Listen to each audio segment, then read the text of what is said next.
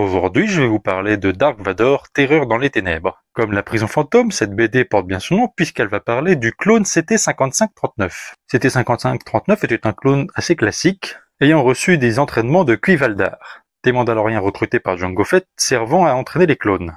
Il grandit avec ses frères et parmi eux se trouvait un clone ayant subi quelques mutations durant le processus de clonage. Il était bien plus fort que les autres et il finira même par tuer un Cuivaldar.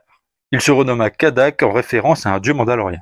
CT-5539 n'oublia jamais ce clone.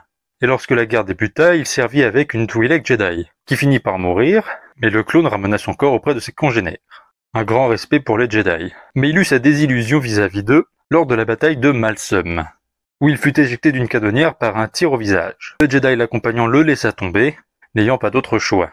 Mais CT-5539 le prit très à cœur.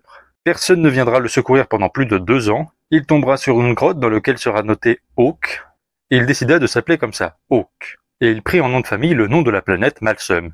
Il s'appellera désormais Hawk Malsum. Mais en 2 ans, les choses changent et la République est transformée en empire, mais sa haine pour les Jedi, elle, n'a pas changé. Passant son temps dans quelques bars, il entendit beaucoup de rumeurs concernant un guerrier très puissant, éliminant nombre de Jedi survivants, à qui il commença à vouer une véritable admiration. Il finira par retourner dans l'armée, servant auprès de Dark Vador dans la 501e. Mais 2 ans de solitude l'avaient marqué, et contrairement à tous ses congénères, il se démarqua avec une peinture au niveau de son casque, là où les autres clones avaient retiré le leur.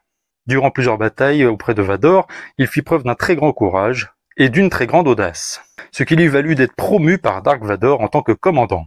Et un jour, il dirigea ses troupes face à un groupe de civils. L'officier au-dessus de lui ordonna de les ignorer, mais Malsum savait bien que ces innocents les piégeaient. Il refusait que ses frères soient tués au combat pour rien, et tua son officier, ce qui ne passa pas inaperçu auprès de Vador, ni auprès de l'empereur. Vador l'amènera même devant l'empereur, qui était accompagné de Sad Pestage, Armand Isar et Wiluf Tarkin, les plus hauts placés impériaux. Et Malsum fera même preuve d'audace face à l'empereur, ce que Vador une fois de plus admira.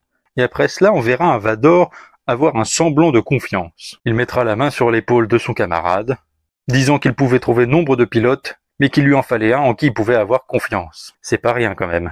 Donc Malsum et Vador serviront lors d'une bataille spatiale, qui se termina au sol, mais Malsum sera un peu perturbé lors de cette bataille, car il découvrira que les troupes ennemies étaient dirigées par nul autre que Kadak, l'un des clones avec lequel il avait été entraîné. Il le tua d'une manière très barbare, mais c'était quand même quelqu'un qui avait un semblant de cœur, et lorsqu'il arriva face aux innocents, il leur ordonna de se rendre. Mais Vador ne fut pas du même avis. Vador tua des blessés de guerre, et sûrement même des enfants.